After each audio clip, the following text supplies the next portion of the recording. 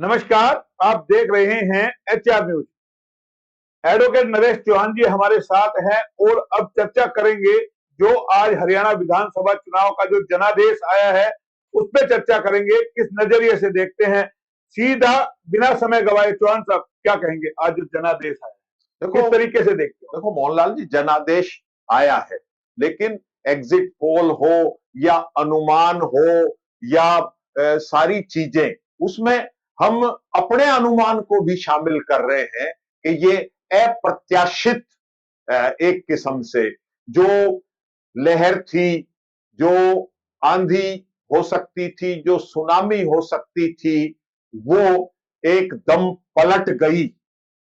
कांग्रेस की सरकार आते आते बीजेपी का सुपड़ा साफ होते होते और बीजेपी तीसरी बार, जो आज तक हरियाणा में नहीं हुआ है, रिकॉर्ड तीसरी बार भारतीय जनता पार्टी, और वो भी अपने बूते पर सरकार बना रही है। तो ये तो एक किस्म से अजूबा ही कहेंगे। अजूबा कहेंगे, लेकिन सवाल बड़ा अहीरवाल से, क्योंकि हम अहीरवाल में बैठे हैं। अहीरवाल में जिस तरीके से कांग्रेस का सुपड़ा साफ हुआ है, राव इंद्रजीत ने जिस तरीके से टिकटें दिलाई, नए चेहरों को दिलाई, तमाम चेहरे जीते, कहेंगे 11 में से 10 सीटें बीजेपी जीत गई। क्या लगता है रामपुरा हाउस का कद अब बीजेपी के अंदर और बड़ा हो गया है? किस तरीके से देखते हैं? वो सीएम के सपने की बात कर रहे थे, बेटी उनकी चुनाव अटेली से जीत गई, किस तरीके से देखते हैं? देखो, राव इंद्रजीत सिंह को भी एक बार हम हटा के देखें तो 2014 में राव इंद्रजीत सिंह का भी यही कहना है कि 2014 में 11 की 11 आई, 47 में से 11 निकाल दो, 36 बहुमत से नीचे। 2019 में 11 में से 8 सीटें आई, अगर 40 में से 8 निकाल दो तो 32 रह जाती हैं। और अब जो परिणाम आया है, इसमें से अगर 10 सीट हम निकाल दें तो 46 नहीं हो रही बीजेपी। तो ये बात तो सही है कि सत्ता का रास्ता, मुख्यमंत्री की कुर्सी का रास्ता अहीरवाल में से होके जाता है। उसमें राव इंद्रजीत सिंह की ही नहीं, राव इंद्रजीत सिंह के मुखालिफ मनोहरलाल खट्टर एंड कंपनी का भी, राव नरबीर सिंह का भी, जिसको हम अपने समीकरण से, अपने अनुमान से कहीं ना कहीं प्रो राव और एंटी राव में, हम तो राव नरबीर सिंह को भी हरा रहे थे। नहीं, हम हरा तो नहीं, हम तो क्वेश्चन मार्क, काटे का मैं मुकाबला। कह रहा, हम तो क्वेश्चन मार्क लगा रहे थे कि भाई जब ये फोर्सें आरती राव को हराने में लगी हुई हैं, तो दूसरी फोर्सें इनको हराने में भी लगी हुई हैं। ये एक हमारा अनुमान था। लेकिन वो कहीं ना कहीं हमने ये भी कहा कि इस इलाके में जाट नॉन जाट का नैरेटिव वो प्रभावी। इसमें हमने ये भी कहा कि जो बिना पर्ची खर्ची की बात नौकरियों में, इस इलाके में उसका प्रभाव है, नौकरियां भी मिली है। तो ये दो अंडर करंट वो हम घर बैठे भी नहीं भाग पाए, और जो नेशनल लेवल के आदमी, वो opinion poll, exit poll professional, वो भी इस बात को नहीं भाप पाए। नहीं, कहेंगे योगेंद्र यादव जैसे सोकोलॉजिस्ट वो नहीं समझ पाए। वो पूरा हरियाणा घूमे हैं और तमाम देश का मीडिया घूमा है, तमाम यूट्यूबर घूमे हैं, तमाम के सबके समीकरण फेल हुए कि इस तरीके का जनादेश आप लोगों ने सोचा था कि ऐसा आएगा? नहीं, कह रहे हैं अजूबा है, ये अनएक्सपेक्टेड, अनुमान के विपरीत है। अनुमान के विपरीत है। क्या लगता है कांग्रेस कहीं गलती कर बैठी टिकट वितरण में? किस तरीके से, क्या वो चूक गई, वो समझ नहीं पाई, हरियाणा का मिजाज नहीं समझ पाई, लोगों के भावना नहीं समझ पाई, या तमाम जो लोग कहे कि कोई डिप्टी सीएम में, कोई सीएम के चक्कर में लगा रहा, कुमारी शैलजा नाराज रही, उनके बारे में जो बोला गया 8 दिन वो घरों से बाहर नहीं निकली, ये तमाम चीजें कहीं ना कहीं कांग्रेस को नुकसान कर गई। देखो, ये तो कांग्रेस अपना आकलन करेगी, ठीक है ना, लेकिन जो स्पष्ट दिखाई दे रहा है मोहनलाल जी, मतलब इन्होंने कह रहे हैं कि हमने 20-20 हजार रुपए और वो लिए, मतलब 2,500 से भी ज्यादा टिकट के जो एस्पायरेंट्स थे, उन्होंने अप्लाई किया, पैसे भी दिए, लेकिन जिन्होंने अप्लाई नहीं किया उनको भी इन्होंने टिकटें दी। तो वो चूक तो साफ दिखाई दे रही है। इन्होंने बल्लभगढ़ जैसी सीट पर 2 बार से जो एक एमएलए और लगातार 5 में जीती, 9 में जीती, उसकी टिकट काट के दादा पोती के रिश्ते वाले बीजेपी के मूलचंद शर्मा, वो रिश्ते में दादा लगते हैं, पराग शर्मा उनकी पोती लगती है, वो पता नहीं चौथे नंबर पे है, 5 नंबर पे रही, और शारदा राठौड़ दूसरे नंबर पर निर्दलीय आए। आपने देखा अटेली में ठाकुर अतरलाल, मतलब वो बसपा, इन्होंने सोना से रोहतास खटाना, उसने कहां अप्लाई किया था, कहां पिक्चर में था, लेकिन टिकट दे दी। जब बीजेपी ने कास्ट समीकरण को देख के टिकटें दी, भव्य बिश्नोई को भी हार का सामना करना पड़ा, क्योंकि कांग्रेस ने वहां एक ओबीसी को, चंद्रमोहन को टिकट दे दी। ऐसे समीकरण इन्होंने कहीं ना कहीं आपस में गुटों के, भाई उसके गुट का कैंडिडेट ना आ जाए, ये चंद्र प्रकाश यादव को, चंद्र प्रकाश शर्मा, जांगड़ा जांगड़ा, हाँ, तो ये कहीं ना कहीं स्पष्ट दिखाई दे रही है। लेकिन वो आईएएस थे ना भाई, वो लगातार जुड़े हुए थे पार्टी से। अरे सब जुड़े हुए मोहनलाल जी, सब जुड़े हुए। आपको जुड़ाव से ज्यादा, एक तरफ तो आप कहते हो टिकाऊ और जिताऊ, यही फॉर्मूला, हमने अपने समीकरण, अपनी जो डिबेट रही है, विश्लेषण हुए हैं, हमने तीनों की टिकट पर क्वेश्चन मार्क लगाया कि जिनके ऊपर ईडी की रेड वगैरह है, दान सिंह है, और वो सुरेंद्र पंवार सोनीपत वाला है, समालखा से धर्म सिंह छोकर है, कि इनको टिकट नहीं देना चाहिए। रवि चौहान ने अप्लाई किया था महेंद्रगढ़ से, रवि चौहान को क्यों नहीं टिकट दी? जब एक चीज तुम देख रहे हो, वो तीनों हार गए जिनको क्वेश्चन मार्क था, जिनके ऊपर केस लगा हुआ था। तो ये गलतियां, ये जो गलतियां हुई है, क्या आला कमान की नॉलेज में नहीं है? क्योंकि जिस तरह की हवा बनाई गई, जिस तरीके का सिनेरियो था कि भाई कांग्रेस की लहर आ रही है और हम 60 पार 70 पार सीट, तमाम मीडिया भी दिखा रहा था, कांग्रेस उत्साही थी, क्या लगता है ओवर कॉन्फिडेंस हो गए? ओवर कॉन्फिडेंस नहीं मोहनलाल जी, हम अपने समीक्षा में कई बार इस बात को, ये भाजपा की रणनीति को नहीं समझ पाए वो लोग। भाजपा ने तो देखो रणनीति करनी ऐसी थी कि कोई ना समझ पाए, लेकिन इन्होंने अपनी रणनीति करी। कितनी बार ये बात हमने भी कहा है और लोगों ने भी उठाई है कि आप 10 साल में अपना संगठन नहीं बना पाए।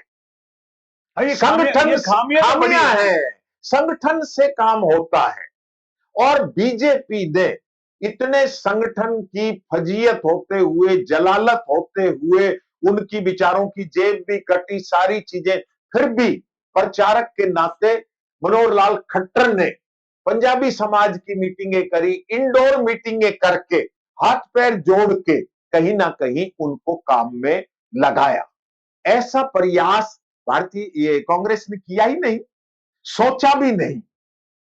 सोचना पहले पड़ता है, फिर करना पड़ता है। तो क्या कांग्रेस के पास कोई रणनीति नहीं थी, हवाबाजी? बिल्कुल रणनीति नहीं, या फिर जनता चुनाव लड़ रही थी, हम पहले भी आपसे कह चुके तो भुना नहीं पाए, जनता के दिलों में नहीं उतर पाए, मुद्दों की बात नहीं कर पाए, इन्होंने खिलवाड़ किया। क्योंकि मैं बार बार पूछ रहा हूं आपसे कि कुमारी शैलजा को लेकर के जो शब्द बोले गए, 8 दिन वो बाहर नहीं निकली, अगर वो आ जाती, ये सीएम की लड़ाई में लड़ते रहे कि कौन सीएम बनेगा, बेटा बनेगा, बापू बनेगा, कुमारी शैलजा बनेगी या रणदीप सुरजेवाला बनेंगे, ये तमाम मुद्दों पे क्या लगता है ये अजय रहे इसी चक्कर के अंदर, और बीजेपी अंदर ही अंदर अपना काम करती रही। मोहनलाल जी, हमने पहले भी कहा कि इन्होंने पार्लियामेंट का चुनाव भी जनता ने लड़ा और ये विधानसभा का भी जनता ने लड़ा, लेकिन इन्होंने जनादेश के साथ खिलवाड़ किया है, विशेष रूप से हरियाणा प्रदेश की कांग्रेस जो लीडरशिप है उसने। देखो, उदयभान अपना चुनाव हार गया, इससे शर्मनाक क्या बात हो सकती है? जिस पार्टी का अध्यक्ष वो खुद चुनाव ऐसी लहर, आंधी और सुनामी में हार गया, तो ये परिणाम तो ऐसे आने ही थे। नहीं, नो तो देखिए ओबीसी के जो राष्ट्रीय अध्यक्ष कैप्टन रईस हैं, उनका बेटा भी चुनाव वाले अहिरवाल की कैप्टन तकरीबन तो सारी सीटें कैप्टन हार ही तो गए हैं, बचा क्या है? शुक्ला ही साहब हो गए अरे एक तरीके से, कैप्टन तो और एक मंजू की अरे सीट बची है नांगल चौधरी से। कैप्टन तो डिप्टी सीएम क्यों कहा? हमने आपसे चर्चा में भी कहा, अरे चीफ मिनिस्ट्री क्यों नहीं कह रहे आप? डिप्टी चीफ मिनिस्टर क्यों? तो फिर हुड्डा साहब दूसरा मैनिफेस्टो ला रहे हैं कि जी हम ब्राह्मण कल्याण बोर्ड भी बनाएंगे और एक पंजाबी कल्याण बोर्ड बनाएंगे। अरे भाई फिर राजपूत कल्याण बोर्ड भी बना देते, गुर्जर कल्याण बोर्ड भी, मतलब फिर बनाओ तो सबको बनाओ। 4 डिप्टी चीफ मिनिस्टर भी हुड्डा साहब ने घोषित कर दिए। अरे पहले सरकार तो बना लो, डिप्टी चीफ मिनिस्टर और चीफ मिनिस्टर तो बाद की बात है। पूछ रहा हूँ, ये जो गारंटी लेकर के आए, गारंटी नहीं चल पाई अग्निवीर को लेकर के, क्योंकि अहीरवाल एक ऐसा क्षेत्र है जहाँ घर घर में सैनिक होते हैं, क्या वो उन चीजों को नहीं पकड़ पाए? तमाम जो 2 लाख नौकरियों को नहीं पकड़ पाए लोग बाग, किस तरीके से ये खामियां कहाँ नजर आती है, समझा नहीं पाई कांग्रेस। बस यही है कि कांग्रेस तो कि अब आ रही है, कांग्रेस आ रही है। इन्होंने ये नहीं कहा कि कांग्रेस आएगी, आ गई है। तो ये तो आ रही में ही चलते रहे कि भाई अपने आप आ रही है, हमें क्या प्रयास करने की तो नायब सिंह सैनी ने तो काउंटर किया था ना कि भाई बीजेपी आएगी, हमने तमाम इंतजाम कर लिए, हमारी भाजपा आएगी। करके दिखा भी दिए, कहा ही नहीं। हमने भी अपने विश्लेषण में 2 दिन पहले कहा था कि ये हताशा है, ऐसा उन्हें बयान नहीं दे जाना चाहिए था, लेकिन उनकी तैयारी थी और उन्होंने करके दिखा दी। तो अभी लगता है इसकी जो ये जनादेश आए, इसकी समीक्षा भी और होगी, होनी चाहिए। बैठेंगे आप और हम भी चर्चा करेंगे, आखिर कहाँ चूक हुई है, कहाँ गलती हुई है, या घास के चक्कर में कपास खा गई कांग्रेस। बिल्कुल खा गई। तो ये ज्यादा समीक्षा और ज्यादा विश्लेषण तो कांग्रेस को खुद करना चाहिए। उसके साथ साथ उनके जो इनपुट होंगे उस पर हम भी चर्चा तो करेंगे। आपको लगता है कांग्रेस के अंत में चलते चलते आपको लगता है कांग्रेस की आपसी गुटबाजी भी कहीं ना कहीं, बिल्कुल जिस तरीके से थी अलग अलग धड़ों में, अहीरवाल में हुड्डा आए नहीं, दीपेंद्र हुड्डा 1-2 बार आए। मोहनलाल जी, हमने एक अपनी समीक्षा में, विश्लेषण में, आपके ध्यान हो दर्शकों को कहा था कि इस यात्रा से, जो 2 यात्राएं राहुल गांधी ने करी है, कि राहुल गांधी इनकी नहीं मानेगा और लोकसभा में भी, क्योंकि उसने जमीन पर कार्यकर्ताओं को देखा। अगर वो कैंडिडेट डायरेक्ट दे देता तो रिजल्ट कुछ और होते। चलो लोकसभा में मान लिया इनके दबाव में आ गए होंगे और एक आदमी को ही, एक धड़े को ही उन्होंने सारी कमांड दे दी। फिर भी हमारे दिमाग में था कि विधानसभा की 90 की 90 टिकटों में 70 टिकटें कम से कम राहुल गांधी डायरेक्ट बांटेंगे। अब राहुल गांधी और प्रियंका गांधी ने शायद 2 टिकटें ही डायरेक्ट बांटी हैं, बाकी तो वही गुटबाजी तो में ये कमांड देना भी भारी पड़ गया, बिल्कुल भारी पड़ गया। या नहीं समझ पाए कि भाई जाट और नॉन जाट का चुनाव हो गया। बिल्कुल बिल्कुल भारी पड़ गया। नहीं, आपको लगता है ये पूरा प्रदेश बिल्कुल हुआ है, और वो 10 साल से इस खेल को खेल रहे थे, जो 10 साल में कांग्रेस नहीं समझ पाई इस रणनीति को, तो बताओ फिर रिजल्ट कैसे उम्मीद कर रही है कि भाई सरकार हमारी। या फिर वो सीएम का बयान नुकसान कर गया चलते चलते। अगर मान लो ये कह देते कि भाई सीएम पार्टी देखेगी, विधायक चुनेंगे, वो नुकसान कहीं ना कहीं हो गया। अगर कुमारी शैलजा होती मैदान के अंदर, सब होते। राहुल ने भी कहा कि ये सबकी सरकार बने। हाँ। लेकिन इनके मुंह से नहीं निकली ये बात, जो हाथ पकड़ के मिलाया हुड्डा का और शैलजा, ऐसी नौबत ही नहीं आनी चाहिए। उससे कोई प्रभाव नहीं पड़ा। जब ही तो ये इतनी सीट आ गई। अगर वो यात्रा 3-4 दिन की ना होती मोहनलाल जी, तो 2014 वाली स्थिति भी कांग्रेस की बन सकती थी। कांग्रेस की स्थिति बन सकती थी, लेकिन चलते चलते एक बार फिर मैं राव पर सवाल करूंगा, क्या लगता है भारती राव को डिप्टी सीएम बनाया जाएगा? देखो, या राव मोहनलाल, मैं ये पूछ रहा हूं, चीफ मिनिस्ट्री को क्यों छोड़ रहे हैं? आप डिप्टी पर क्यों अटक गए? मैंने ये पूछा भाई, उनकी बेटी चीफ मिनिस्टर, अब राव ने भी अपनी बेटी को चीफ मिनिस्टर, अभी लेटेस्ट बयान पत्रकारों ने मनोहर लाल खट्टर के आगे माइक लगा दिया कि जी ये उनको कहना पड़ा कि हमारा पार्लियामेंट्री बोर्ड फैसला करता है। कि पत्रकार ने पूछा कि जी नायब सिंह सैनी ही रहेंगे या कोई और भी बदलाव हो सकता है? बोले भाई नायब सिंह सैनी का कह रखा है हाईकमांड ने, बाकी कोई बदलाव करना होगा तो वो पार्टी हाईकमांड करेगी। चलते चलते एक बात मैं और आपकी ऐड कर दूं इसी कड़ी में कि चीफ मिनिस्ट्री और डिप्टी चीफ मिनिस्ट्री की तो मैं कह नहीं सकता, लेकिन राव इंद्रजीत सिंह को कैबिनेट रैंक जल्दी ही मिलेगा इन परिणामों को देखते हुए। क्योंकि देखिए अब रामपुरा हाउस ने जो काम किया है 11 में से 10 सीटें जिताना और भी सीटों पे हाथ धरा था, चाहे गुरुग्राम की हो चाहे और सीटें हो, यानी कि कहेगा अहिरवाल की 28-30 सीटें अगर सारी हम मिला ले, फरीदाबाद को, भिवानी को, तमाम चीजों को, तो यानी कि इस बार कहीं ना कहीं एक बड़ा कद आपको लगता है राव इंद्रजीत सिंह का बन गया है। इस इलाके का पहली बात तो इलाके का बड़ा कद बढ़ा है, और जब इलाके में जब एक नुमाइंदगी रिप्रेजेंटेशन राव इंद्रजीत सिंह को केंद्र में मिला हुआ है तो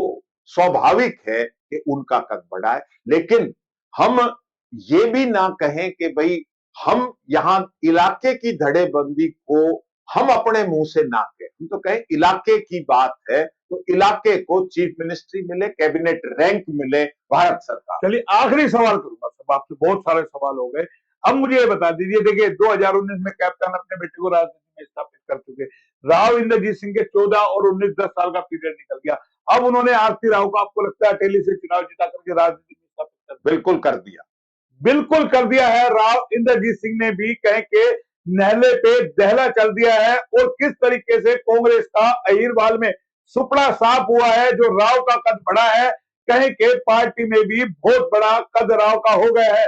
और लगातार हम कहते रहे हैं कि राव इंद्रजीत सिंह अहिरवाल के वो कद्दावर नेता है जो एक बार ठान लेते हैं वो कर लेते हैं, क्योंकि चुनाव से पहले उन्होंने सीधा भूपेंद्र सिंह हुड्डा को ललकारा था कि जो सीएम बनने के सपने देख रहे हैं वो कुर्सी अहिरवाल से हो करके निकलती है, तो वो बयान भी लोग भूले नहीं है।